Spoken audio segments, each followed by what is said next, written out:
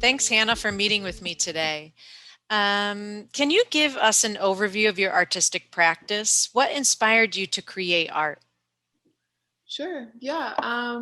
My artistic practice is a combination of being in the studio, like very process, labor-oriented work, and then research, which to me is, just sort of biking, even just biking to my studio and gathering reference photos, gathering materials, and then a lot of my work is around environmental justice. So spending time in those communities and going to protests and marches and also taking photos, all of that also sort of informs the work. And then coming back into the studio and processing the materials, which is like very physical, like grinding the ink and then making the paper, which the giant paper takes a lot of muscle. And then I'm welding and even drawing on the sort of large scale drawings becomes like a very physical task.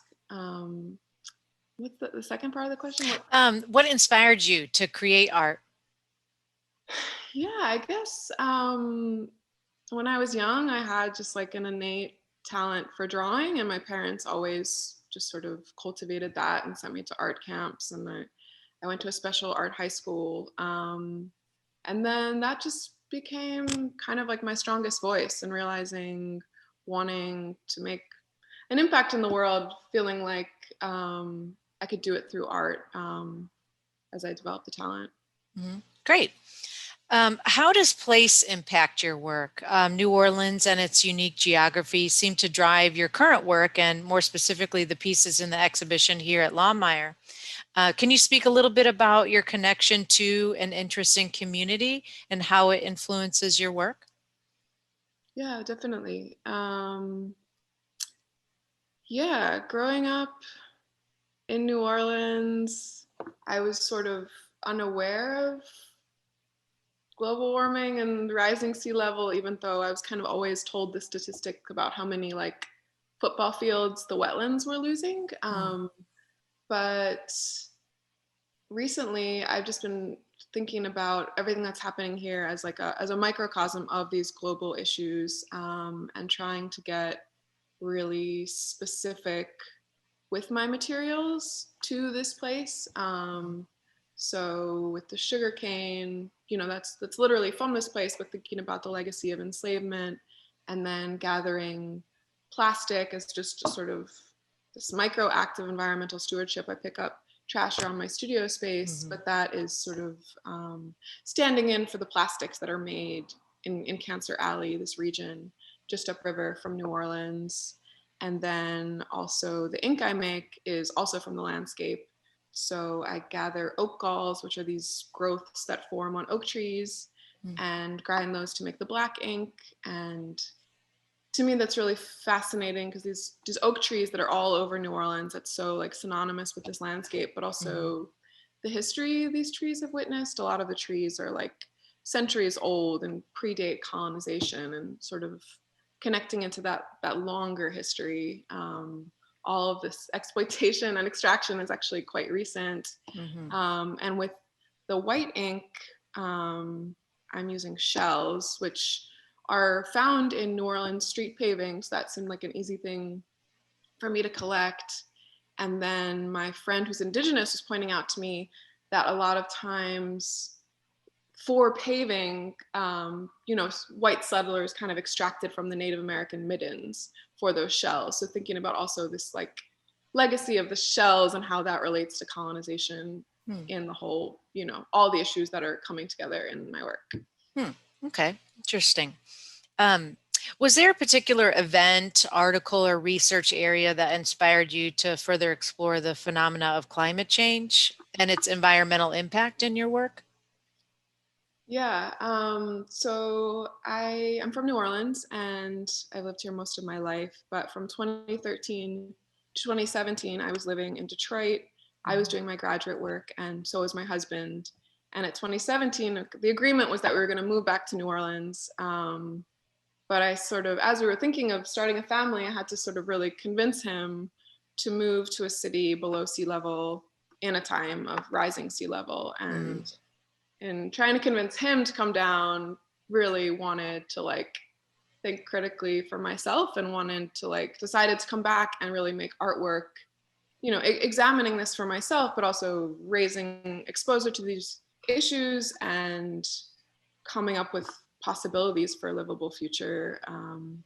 Not sure that New Orleans is going to be saved, but you know, globally, how can we think about these issues? Mm-hmm. Okay, interesting. Following on this, how does your piece here, installed here at Laumeier Sculpture Park, Rhizomatic Solar Cart, support actions and activities around support for the vulnerable communities impacted by the byproducts of industrial waste and the complications of climate change unique to New Orleans, as you were speaking about earlier? Yeah. So another part of my studio practice has been to try and make the whole practice as fossil free as possible. So I'm like being very specific about the materials, renewable and sustainable, but then also making, you know, the way I power my work to be as much from solar power and rainwater. You know, the paper making is very water intensive, so wanting another way to gather water. And I bike to my studio. So I got a grant, I think 2 years ago, to develop the solar cart. And it is to power my studio. That's what I was thinking of, you know, the wattage. It's like 750 watts and it's gathering all this water. But then when it goes into exhibitions, being combined with these sort of dystopian sculptures and creating a sculptural space where you're in between these sort of like solar power as this, you know, very possible individual solution people can take on to reduce their carbon footprint. Mm-hmm.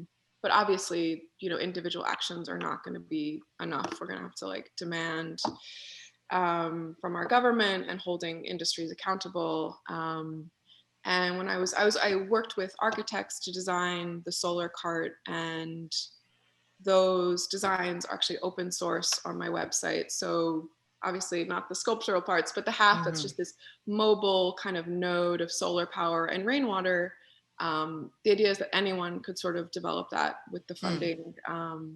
The designs are free. And that's great. in a place like Southern Louisiana, where we have hurricanes and power can be out for multiple Mm, days, that being an actual real tool.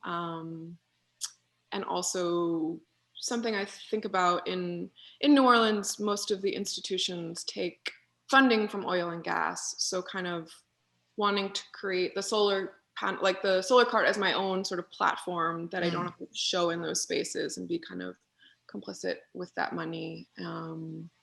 And we've talked about bringing the solar cart to some protests in Cancer Alley, like offering this alternative when we're asking them to not put up more petrochemical industry, and then having the solar cart as an alternative. But it doesn't actually have a license yet, so I need to mm. get it like a license plate. But Okay. that is on my to-do list. Okay. That's great. Tell us about your work, Root Shock, too. That's also in the exhibition here in the Aronson Fine Arts Center. How did that work develop? What are the technologies and materials you were using in the work? I know you mentioned that the gall ink and the seashells. Can you expand on that a little bit and how that work is made?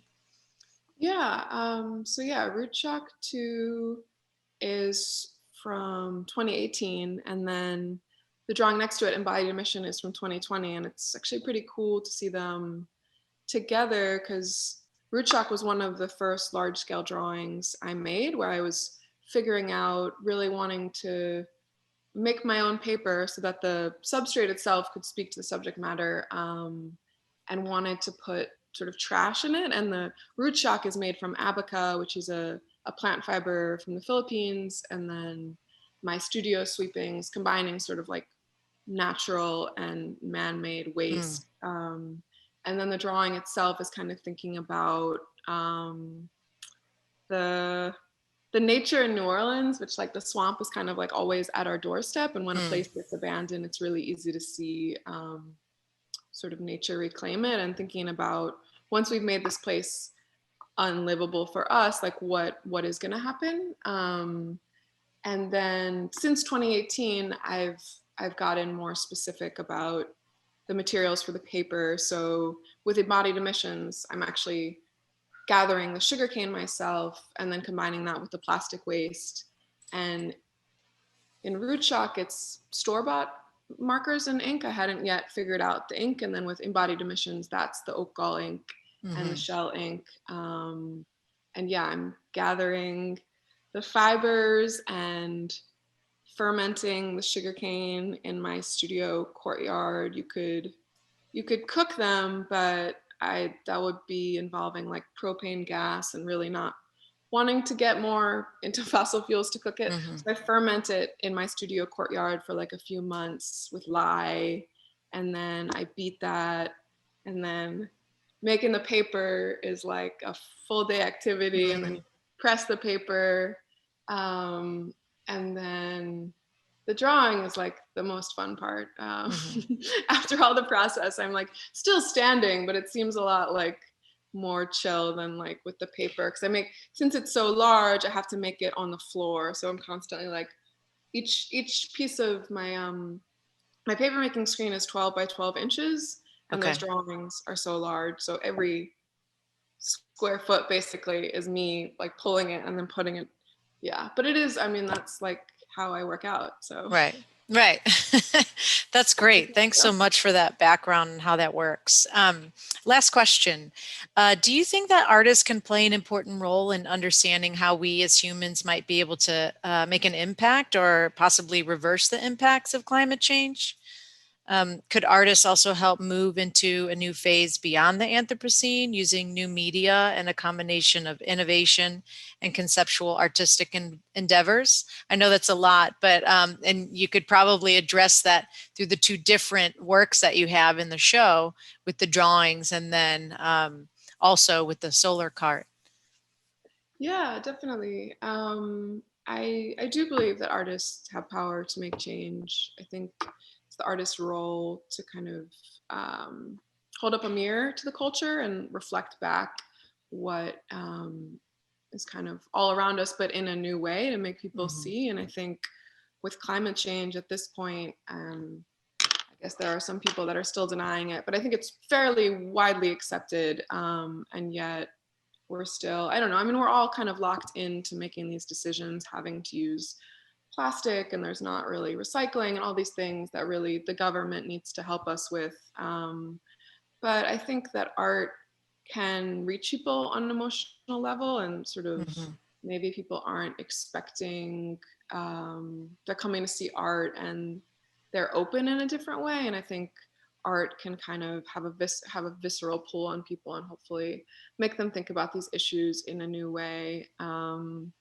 And like with my drawings, I'm trying to show what might happen if we don't change course, kind of like what our landscapes might look like. And I also think a lot about the power of beauty and wanting the drawings to kind of look beautiful from far away, and then you're drawn in, and especially with like the bits of plastic in it, then you're kind of seeing the gnarly surface, and maybe even recognizing like styrofoam or specific products in the plastic and thinking about how you're implicated in that, and thinking about, you know, what you could do and broader, like what we all need to come together to push to do. And then yeah, with the solar cart is also thinking about individual actions, solar panels, rainwater harvesting. Obviously that was a privilege that I was given a grant and able to do that. It's like really not easy to set up solar, and you can't ask everyone to do that.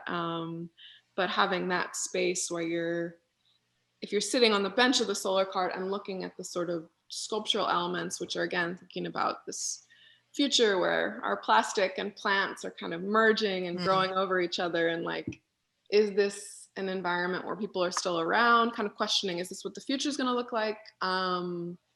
And again, like recognizing these plastic bits that we all use, but having the sort of solar power and rainwater like coursing over you, and you're in between this space, and wanting that to be a space for conversation and people to like think about what they can do, and then what they can ask from their government or protest, or the different ways that we can activate in community.